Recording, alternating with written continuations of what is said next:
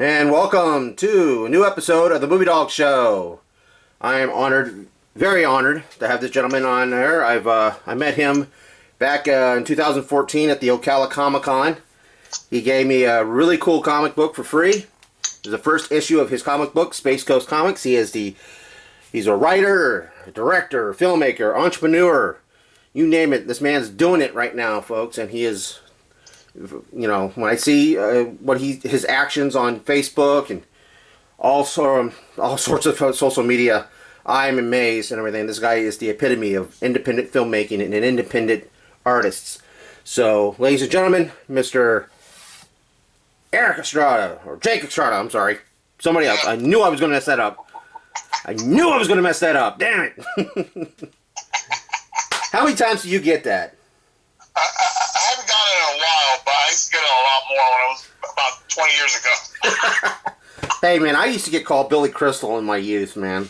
I was always called a young Billy Crystal. And there for a while, I wouldn't even grow a beard and everything because Billy Crystal had that beard for a while. And I used to film weddings, and I was always getting stopped. It's like, you know who you look like? And I'm like, Billy Crystal. And it was always a pretty drunk girl, too. And I'm like, no. Look at me at Brad Pitt. Look at me as Brad Pitt, please, you know. Oh, my Lord. But, you know, I live to learn. I've learned to live with it. But anyway, man, I appreciate you coming on the show, coming onto the channel. This is really a big pleasure. I've been always wanting to do something with you in some capacity. And I'm always... I always freeze up and everything when it comes to when you shout out, you know, throw a shout out and everything about wanting to, you know, give some writers a chance to shine on in your comic books and stuff. But I always end up freezing. But I'm really happy you're doing this. So, and Jake, tell me what got you into movies, man? What was the inspiration that got you into doing what you're wanting to do? I mean, basically, well, I always loved movies, you know. As a kid, especially horror films. And that love actually comes from my older brother, Jimmy. He was a big B-film, you know, horror addict. He would have horror movies, and whenever I would see him or whenever he was around, he would talk about horror films, and I fell in love with real cheesy, bad horror films. And I was like, man, one day I'd like to make a movie, if I can, you know, and that's how... You know, it drew me towards that medium, you know, entertaining and comics and everything like that. It fed all into that love. You know, it always seems like that. Comic books and movies and horror, just for some reason, go hand to hand. It's just, you know, it's like the perfect mixture of a great recipe. And for some reason, it just works. It's one of those, I've always looked at it as an unexplained mystery when it comes to those mediums coming together. And they just work so well. And it's just like, I can't even think of how many projects that have failed just with those mixtures alone. Yeah, that's true, man. It really is true. Those two seem to go hand in hand together. And I think a lot of that is, you know, even our horror films are loaded with references to comic books and stuff like that. Even like current, like Creepshow, you know, classic Creepshow from Stephen King and Romero, and then, you know, the TV show. If you watch the current TV show, they have the whole feel of comic books with the little host they have, and I mean, all those things they reminisce back to like World of Horror, and you know, so those two mediums actually go hand in hand a lot. Yeah, matter of fact, you mentioned that Creepshow. I just found 2 original VHS copies of Creepshow 1 and 2 that I'm going to be reviewing on my other show. So. Beautiful classics, those two. Yeah, I remember sneaking in at my grandmother's house because she was the one that had cable and watching the horror movies and stuff at her house late at night on the weekends when I'd stay the night. It's not that I didn't like my grandma; she had cable, so. But anyway, man, tell us how you got into this. How do you did you just go ahead and say? Because that's what my brother and I did. My brother and I were tired of being bored in our county. It's either get in trouble, or, you know, get hitched early in life to somebody.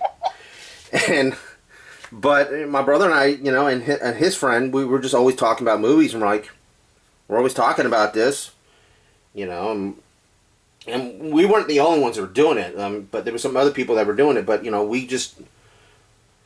it just felt right. It just felt like the right thing to do. Because my mother, she passed in '95, and my brother and I were always trying to, we were hungry for it. But then one day, my dad, when I graduated from school, my dad bought me a camera, and we were off the races in '98. Made a movie, but did it happen something like that, or was it something like you just slowly had to build towards it, or did you just go, screw it, I'm doing it? So, for me, so I had the love for, movies, but I also had a love for comics, and so eventually I went to comics first. So I started doing comics because it was actually, at the time, it was easier to do comics than to go and, get all the equipment. And for a time before I became this giant, tall, robust, shouted on the top type of guy, I was kind of shy, so I went into art. It was a little easier. And I started drawing, making comics, and as I made comics, I, flash forwarded to like my 30s, and I was actually, at this point, I was doing Space Coast Comics, like you said, you had mentioned, and I went through this like kind of haunted house type of setting, and it was run by Brandon Tabata, who also makes horror films, and he saw me there, and he was like, "Hey, how far are you?" And I told him how far I was. So we talked a little bit, and I didn't think nothing more about that. I went home. Maybe 6-7 months later, he reached out to me. He's like, "Hey, would you like to be in my movie?" And I'm like, "You're making a movie?" And he was like, "Yeah." So he was making a movie for Loons, which is about the slasher, this killer that's dressed up in a clown mask. There's a whole thing. You can find this movie as well online, called Loons and Madhouse. I ended up making that movie, and then as I was making Space Coast Comics, still, I had a loss of an infant child, and I didn't want to do anything. I just like shut down. That law, it hurt our family. I didn't want to do it. I stopped drawing. I stopped doing anything creative. And then my good friend Chuck Fresh told me, "Hey, you should just make a movie." I'm like, "You should direct your own movie." And I'm like, "Dude, I don't feel like doing anything." Like, "No, you got to do something." So he kept on pushing me to do something, and eventually, I decided, I broke down, like, "Okay, let's do this." And like you talk about guerrilla, tactics and anything like that. We talked about using our cell phones. We're like, "Hey, we might as well just say using our cell phones." Our cell phones these days are really strong. The capabilities of them are amazing. So why don't we just start using our phones? And that's what we did. We started using our phones to make my first feature film, Dawgs. Yeah, I've been seeing a lot about that on Facebook when it comes to Bocas, and that seems like, I don't know. That seems to be looks like you're trying to your Dirty Harry, Mad Max type of franchise going on here. It seems like. Am I right? Yeah. So Bocas was originally from my underground comic, Bocas, and so when I adopted it into that, I made the one movie.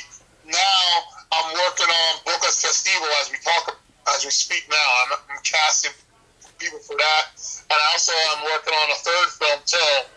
As we're talking about, I'm writing a script for that, and then as I'm working on that, because I had a lot of fun making that first Bocas film, that very Bocas film that's right now. It was actually yesterday. It was at Phantasm Shock Reel Film Festival in Orlando, and they're going to play it again tomorrow at the film festival at 2 p.m. on Sunday. So that's pretty cool. It was selected for their thing. So and I was excited. There was people there. We had a Q&A about that, and we spoke to people about that. And people were interested. People were interested in the fact that I shot it on a cell phone, and they're like, "Wow, you did that on a cell phone?" I'm like, "Yeah." You use the tools that you have, Yeah. And you roll with it, and you try to tell the best story you can possibly. And if you can't, well, who cares? You go with it. Exactly. That's what I was told one time. A guy that my brother and I hung with, he did some of the movies with us in the late '90s, and my brother and I were working on what would have ended up being our last project together. Sadly, never got finished because my brother had passed. But He said, God, you guys are... He's like, God, you guys are still doing that? I'm like, yeah. You don't give up on your dreams, you know? Never. You know, and then I'm still, you know, I made this channel in honor of my brother and also to get the creative juices flowing through me, which it has helped. And, you know, one day I'll finally sit down and I'll figure out how to finish the film. It just needs to be edited. So, but, I mean, yeah, I mean, you never say die. That's a great attitude to have.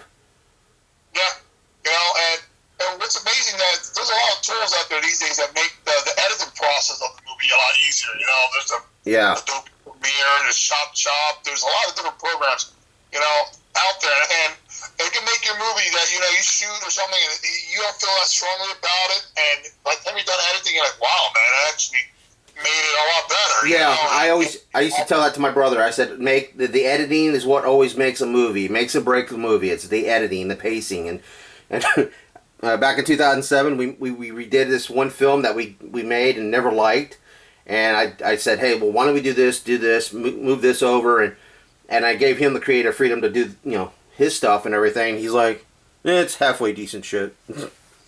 So, I mean, as I said, editing, you're right, editing does make a whole lot of difference. Yes, it does, man. It makes a heck of a lot of difference, and then you got to add special effects to it, and all the little things. Before you know, you're like, wow, actually feels like, you know, a real movie. Yeah, I mean, we had ours edited, when we had our first one. It was a horror film, of course, and a local video store, Mom and Pop's video store. He had two stores in the county, and he rented them out, the two copies in both his stores, and it was like, you know, it was, for me, that was like the pinnacle. It was a pinnacle for me. I mean, I made sure I didn't want, because I was the type of person that didn't want to be noticed and everything. I always wanted to stay in the backdrop and be behind the camera and stuff, even though I had to be in the movie. But, you know, that was just, you know, for my brother, you know, he had a bit of a, his confidence was real good. Let's just say that, and he soaked it in. So. Yeah, I mean, that's one thing about that, you know, in the business, sometimes you gotta have good confidence, and you have thick skin too, because, you know, people are gonna say a lot of stuff, and you're gonna be like, okay, yep, all right. Well, I always tell people, do you, I do me, and that's all to it, you know. And I just keep on going. Yeah. And people, you know, people are like, oh, you really don't care? I'm like, no, I don't care.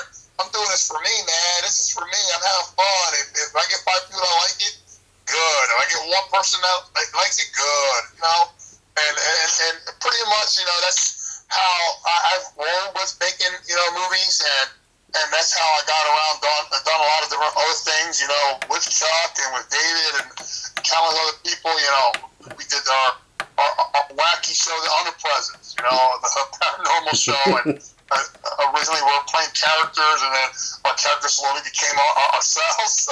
We started rolling with it, you know, and we're like, whatever. We're having a good time. We're doing different things. We're having, you know, a blast.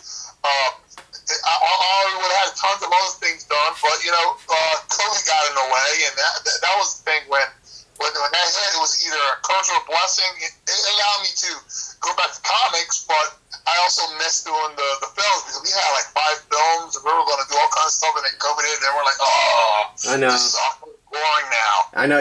I have to say, it actually helped me out, because I ended up having, I had surgery in the middle of 2020. And, you know, so I'm like freaking out, thinking, oh my God, I'm going to the hospital, I'll get COVID there, and I got this operation, it's going to be crazy. And I had to stay in bed for a month. And I ended up just, you know, writing stuff. And, of course, the medicine they had me on was, you know, gave some assistance to the imagination, we'll say. Yeah, so I'm writing crazy crap left and right and come up with really, really cool short stories and stuff. But, yeah, it's, you know, last year was an absolute mess. But you make the best of, you know, what's the old saying? You make, get a thing full of lemons, you make lemonade. Yeah, that's true. You know, and pretty much that's what I ended up doing. And during the pandemic, when it first hit, I was like, man, there has to be a way to make a movie. And that's how I was slowly able to dovetail to start filming Zoomed. Oh man, so So a really great creative idea came out of basically pure boredom. It came to. Exactly. All right, man. Well, we're gonna end on that note real quick. Folks, be sure to check out the next episode. We're going to be talking about what he just what he's his next movie, his project's about to come out in what, about 10 days or so. Yeah, in about 13 days, October 15th. All right, folks. Well, join us for the next episode of the Movie Dogs, as we will talk about Zoom. So, folks, be sure to hit that like button, and if you haven't yet, subscribe to this channel. Please, oh please, oh please, support this channel. And I want to thank Jake for joining in. And tune in for the next episode, which, you know, you don't have to wait. It's going to be on the same day as this very episode, too. So, all right, folks, thanks for watching. Please keep watching.